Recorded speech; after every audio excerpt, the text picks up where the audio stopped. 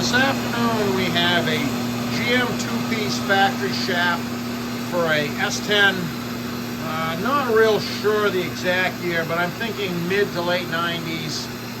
Two-wheel drive, probably extended cab. I'm just spitballing here. I don't know for certain. Anyways, but the complaint was that the center bearing had failed. It was shaking real bad. It had been changed.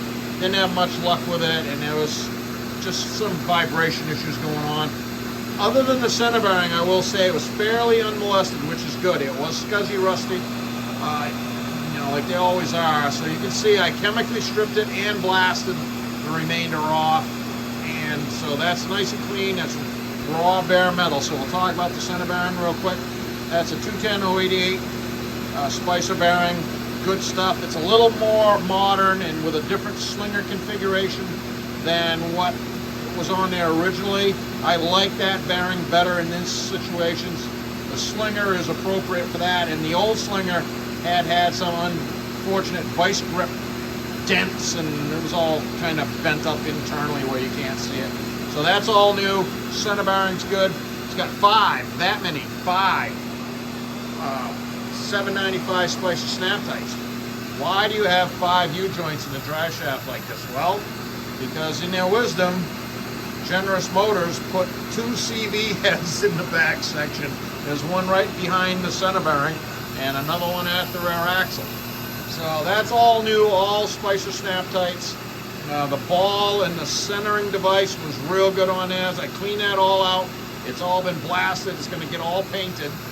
And we'll talk about the U-joints.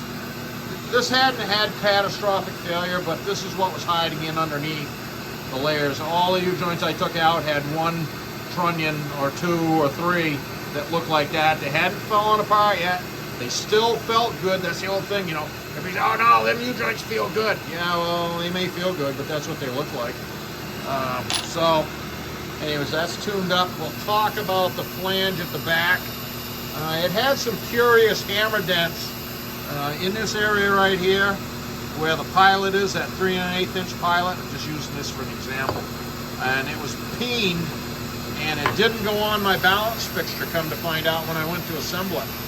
So I cleaned that up gently and got it back so it would seat on the balance fixture. So I'm wondering how it was seating on the pinion yoke, pinion flange on the truck, but so I'm going to tell them to have a look at that when they reassemble their truck. So, yeah, that's about all. Look at that's 0 at the rear axle, dead flat 0. 0 at the center bearing, nice and smooth, nobody home. 0 at the transmission, that's cranking about 2,800 RPM. So, we're going to say this is a win for the S10, and it's just a little glimpse at, what are we going to call this? Excessive engineering. I'm a guy that says predatory engineering all the time about center bearings you can't change and U-joints you can't change.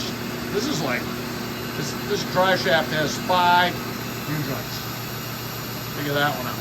So, anyways, we're going to get this painted and back to the customer.